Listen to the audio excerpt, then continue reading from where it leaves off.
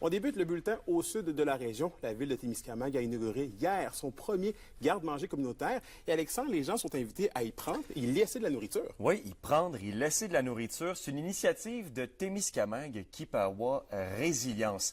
Un garde-manger et un frigo ont été installés dans la cour arrière de la Maison des Jeunes de Témiscamingue.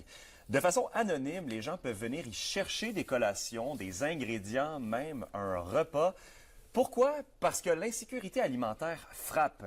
La communauté le voit, elle l'entend et a décidé d'agir. Il faut dire également que la situation à Témiscamingue est pour le moins précaire. La méga-usine de carton et de pâtes de Ryam a pratiquement mis la clé dans la porte, laissant ainsi dans l'insécurité des centaines de citoyens de la ville. On a donc vu venir la précarité alimentaire. Je vous laisse écouter la directrice de la Maison des Jeunes, partenaire dans le projet. L'employeur principal de la ville, Ryam, l'année dernière avait annoncé la mise à pied de 275 personnes.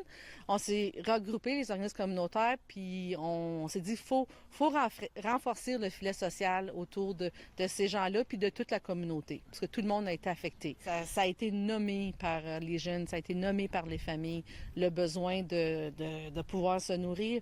Le prix a augmenté sur tout. Les gens, il faut qu'ils disent, je vais-tu faire l'épicerie, je vais-tu payer mon loyer, je vais-tu aller chez le dentiste? Ils ont des choix à faire, puis c'est pas normal. C'est un besoin de base. Personne ne devrait se coucher le soir avec le ventre vide. Donc, une situation aggravée par la fermeture de l'usine. Mais Alexandre, comment la ville compte faire face à ce défi? En prenant le virage communautaire, j'en ai discuté avec le maire de la ville, Alain Gauthier, le nouveau maire.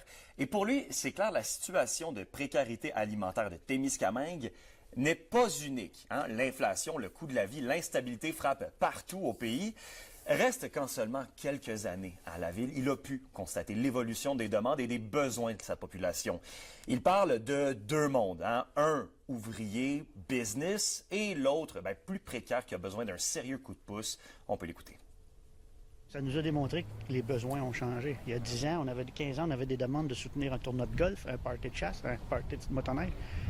Là, c'est devenu aider la maison des jeunes, aider une maison pour les personnes âgées.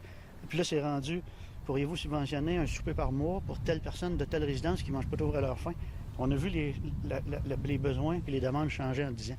Fait que là, la ville, on est en train de moderniser un peu notre philosophie de soutien à notre population.